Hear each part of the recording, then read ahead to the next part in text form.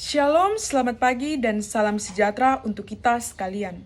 Yang saya hormati, Guru Bidang Studi Bahasa Indonesia, yaitu adalah Pak Ridwan, dan yang saya kasihi dan banggakan teman-temanku sekalian.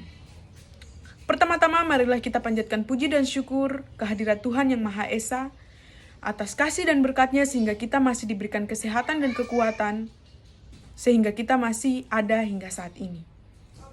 Nah, pada kesempatan kali ini izinkan saya untuk menyampaikan beberapa hal terkait dengan pendidikan online yang saat ini sedang kita jalankan, baik itu sebagai siswa dan juga sebagai guru. Pembelajaran online atau pendidikan online yang sering kita sebut adalah pembelajaran secara daring. Ini merupakan metode atau mekanisme pembelajaran selama masa-masa pandemi yang sudah berjalan selama kurang lebih 2 tahun. Nah, karena virus corona, karena pandemi COVID-19 membuat semuanya terhambat, khususnya dalam bidang pendidikan. Akhirnya sekolah secara offline atau normal yang seperti biasanya dipindahkan menjadi sekolah secara online. Nah, pembelajaran secara online atau pendidikan secara online ini apa? Pendidikan secara online ini merupakan pertemuan antara guru dan siswa, tidak lagi secara tatap muka, melainkan melalui media-media yang sudah disiapkan, yaitu bisa berupa WhatsApp, Google Classroom, Zoom, Google Meet, dan segala macam, itu melalui internet yang ada. Nah, tentunya hal ini membuat para siswa dan guru sangat susah dan sangat sulit untuk beradaptasi. Namun, seiring berjalannya waktu, kita harus tetap menyesuaikan keadaan yang ada saat ini. Tidak mungkin kita memaksakan kehendak kita sendiri untuk melakukan hal-hal yang bukan sewajarnya yang sudah diatur oleh pemerintah, tetapi kita harus mengikuti anjuran dari pemerintah, yaitu salah satunya adalah melakukan pendidikan secara online. Nah, di sini membuat resah bagi para siswa dan juga guru. Karena kenapa? Karena pendidikan online ini kurang efektif. Nah, kenapa saya berkata demikian? Karena pendidikan online ini cara penjelasan materi maupun hal-hal yang dipelajari oleh siswa sangat membuat siswa kesulitan karena tidak bertatap muka secara langsung, melainkan melalui aplikasi atau sosial media yang ada seperti YouTube dan kemudian penjelasan dalam WA dan lain sebagainya. Ini membuat siswa sangat kesusahan untuk mengerti materi yang ada karena penyebabnya yaitu pertama, setiap siswa mempunyai kemampuan atau daya tangkap yang berbeda-beda. Ada yang cepat mengerti dan ada juga yang lambat mengerti. Nah, yang lambat mengerti ini yang mungkin sangat sulit untuk menyesuaikan diri dengan pembelajaran online saat ini.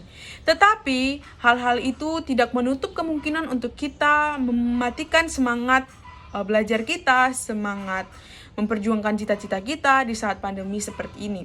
Dengan tantangan atau hambatan yang ada membuat kita seharusnya harus lebih semangat untuk menggapai cita-cita kita, untuk lebih semangat dan tekun dalam belajar. Nah, dengan cara apa? Cara yang pertama yaitu adalah kita sadar bahwa pendidikan itu penting. Yang kedua yaitu adalah pendidikan itu merupakan kebutuhan yang harus kita penuhi dalam kehidupan kita. Nah, yang ketiga yaitu adalah pendidikan adalah suatu jembatan untuk mempersiapkan diri kita lebih baik di masa yang akan datang.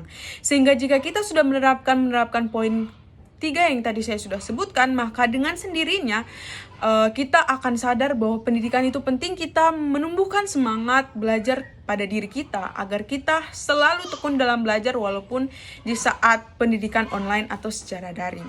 Nah, tentunya semua merasakan keresahan, merasakan kesulitan, baik siswa maupun guru, karena semuanya dilakukan secara online dan kita harus menyesuaikan diri. Karena bagaimana? Juga kita sudah terbiasa dengan pendidikan secara tatap muka, artinya kita belajar, kita bertanya kepada guru, guru menjelaskan secara tatap muka sehingga tidak ada kesulitan yang terjadi. Nah, ketika pandemi ini datang, membuat kita harus menyesuaikan dengan hal-hal yang tentunya sangat baru, yang tentunya sangat asing buat kita, sehingga kita menemukan hambatan, tantangan yang ada. Tapi itu tidak menutup kemungkinan untuk kita tetap semangat berjuang untuk menggapai cita-cita kita. Khususnya kita yang sekarang sudah ada di SMA, beberapa tahun lagi kita akan menempuh pendidikan kita di perguruan tinggi. Nah, bagaimana kita menyiapkan diri kita adalah kita menyiapkan pendidikan kita dari sekarang.